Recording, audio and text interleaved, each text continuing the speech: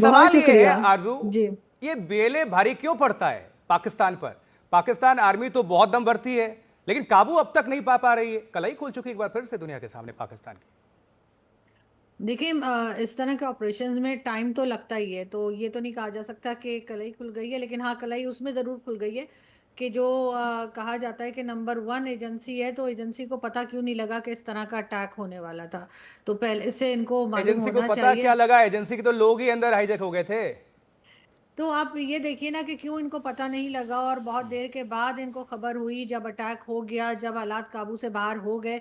और दूसरी बात ये कि कई लोग जो हमारे यहाँ ये भी बात कर रहे हैं कि कुछ दिन पहले जो है वो हमारी जो फौज है या इस्टेब्लिशमेंट है और गवर्नमेंट की तरफ से कहा गया था कि जो ऑफिशियल्स हैं, यानी कि जो सिक्योरिटी ऑफिशियल्स हैं, वो एक रोड के ऊपर ट्रैवल ना करें, बाय रोड ना आए, और उनके ऊपर अटैक होने का खतरा है। तो फिर इतने सारे लोग जो हैं वो ट्रेन के अंदर एक साथ कहाँ भेजे जा रहे थे, क्यों भेजे जा रहे थे, और उस वक्त क्यों नहीं सोचा गया कि कोई अटैक हो सकता है? ये छोटे छोटे अटैक तो बहुत टाइम से बलूचिस्तान में चल रहे हैं। बलूचिस्तान की हालत बहुत ख़राब है, मीडिया भी वहाँ पर कोई ख़ास रिपोर्टिंग नहीं कर पाता और सिर्फ अंदाज़ा ही दिया जाता है। लेकिन अगर हम सरदार अख्तर खान मैंगल को सुने तो उनका यही कहना है कि हालात बहुत ज़्यादा ख़राब हैं, और गवर्नमेंट जो है वो कुछ करने के लिए बिल्कुल बेबस दिखाई देती है। उसके साथ ही आपने मौलाना फजलुर रहमान को भी सुना होगा, जिन्होंने कहा है कि 5 से 7 डिस्ट्रिक्ट ऐसी हैं बलूचिस्तान की जो अलहदगी चाहते हैं, और अगर वो यूएन में गए तो उनकी बात को सुना जाएगा। लेकिन अनफॉर्चुनेटली हमारे लोग जो हैं, या कह लीजिए जो एजेंसी के लोग हैं और जो गवर्नमेंट के लोग हैं, जो पॉलिसीज बनाते हैं, वो बलूचिस्तान को सीरियसली नहीं ले रहे, वो इन अटैक्स को भी सीरियसली नहीं ले रहे। वरना बीएलए पहले इतनी स्ट्रांग नहीं थी जितनी अब हो गई है। यानी कि इस वक्त आप ये देखिए कि जो पिशावर में बच्चों के स्कूल पे जो अटैक हुआ था, उसके बाद ये सबसे बड़ा अटैक है पाकिस्तान का। और इस ठीक है। बात को भी कल पूरा दिन ऑलमोस्ट मीडिया पे नहीं आने दिया गया, और इस वजह से जो है वो काफ़ी ज़्यादा चीज़ें ऐसी हैं जो हम आपको शायद बता भी ना पाए। और बूते से देखिए ध्यान आया। चलिए इस सवाल में उछाल देता हूं कि साहब, पाकिस्तान सरहद पार आरजू काजमी से। आरजू, थोड़ा लाइटर मोड पे, आप लोग आमंत्रित कर रही थी चैंपियंस ट्रॉफी में। आपके आईएसआई वाले, आपके पाकिस्तानी आर्मी, वो तो खुद को सुरक्षित नहीं कर पा रहे हैं। आप बुला रहे थे हमारी भारतीय इंडियन क्रिकेट टीम को वहां पर, क्या हालात होते? अभी तो ये भी चर्चा है एक। डेफिनेटली ये एक वाकई में बहुत बड़ा सवाल है, लेकिन जाहिर है कि अगर हम बुला रहे थे तो हम कुछ ना कुछ बंदोबस्त करके रखते। अब बम फूट और जाता है। इंटरनेट बंद हो जाता, मोबाइल सर्विस सस्पेंड कर दी जाती, ऊपर कुछ हेलीकॉप्टर वेलीकॉप्टर घूमते दिखाई देते आपको।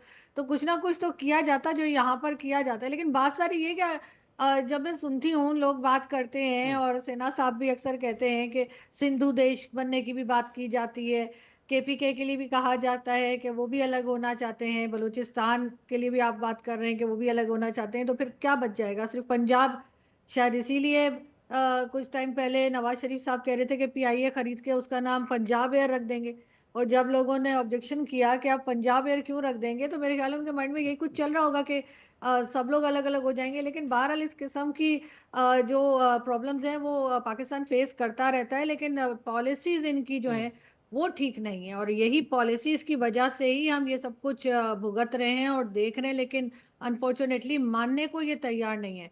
जब जिस जमाने में ये अफगानिस्तान जा रहे थे और वहां जाके मिठाइयाँ बांटी जा रही थी, और कावा पिया जा रहा था, और कहा जा रहा था कि जी ये तो बड़ा हमने जबरदस्त जंजीरें काम किया, काटा आज है। वही चीज हमारे गले पड़ गई है।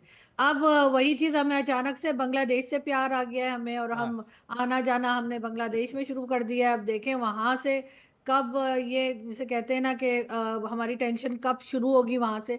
लेकिन इस वक्त तो यकीनन जो पाकिस्तान की सिचुएशन है, ऐसे में हम यही बात कर रहे हैं कि कौन आएगा यहाँ पर इन्वेस्टमेंट के लिए, कौन आएगा यहाँ पे, जो इंटरनेशनल कंपनीज है वो क्यों आएंगी। और उसके साथ साथ चाइना का जो हाल आपने देखा है, 11 साल में सीपीसी जो है वो ज़रा भी आगे नहीं बढ़ा है। हर बार जाकर, क्योंकि चाइना को भी हमारी ज़रूरत है, क्योंकि जब कभी उसे भारत को आंखें दिखानी होती हैं तो हम ही काम आते हैं। अमेरिका को भी हमारी ज़रूरत है जब अफगानिस्तान को या चाइना को या इवन भारत को आंखें दिखानी होती है। तो हम तो इसी तरीके का काम सालों से करते आ रहे हैं, और अब अनफॉर्चुनेटली हम इसी के आदी हो गए हैं। लेकिन यहाँ पर सिचुएशन जो है इस वक्त वाकई में बहुत ख़राब है। और डेफिनेटली बहुत से लोग कहते हैं कि जी सबकी जरूरत पाकिस्तान का पाकिस्तान है। इंप्रेशन आप बार बार चाइना बोलती है, इंप्रेशन अमेरिका खराब हो बोलती है, रहा हर है। जगह से, लेकिन बिल्कुल। पाकिस्तान की जरूरत क्या है इस वक्त? क्या देखिए पाकिस्तानी पाकिस्तान, हुक्मरान इस पर विचार करते हैं कभी? देखिए, मैं यही कह रही हूँ, पाकिस्तान को आदत पड़ चुकी है कि ना हमने काम करना है, ना हमने ट्रेड करनी है, ना अपने नेबर्स के साथ हमने कोई ढंग से रहना है। हम अभी इसी तरह के पैसे हमें मिला करते हैं, ऐसे ही फंड्स हमें आते हैं। पहले हम अफ़गानिस्तान के नाम पे फंड ले रहे थे, अब हम किसी और तरह से फंड ले रहे होते हैं। तो हमारे यहाँ तो यही एक सिलसिला बन गया है, और अनफॉर्च्युनेटली ये मुझे फिलहाल बहुत जल्दी ये सिलसिला खत्म होता हुआ दिखाई नहीं दे रहा। ठीक है, कमर आगा साहब,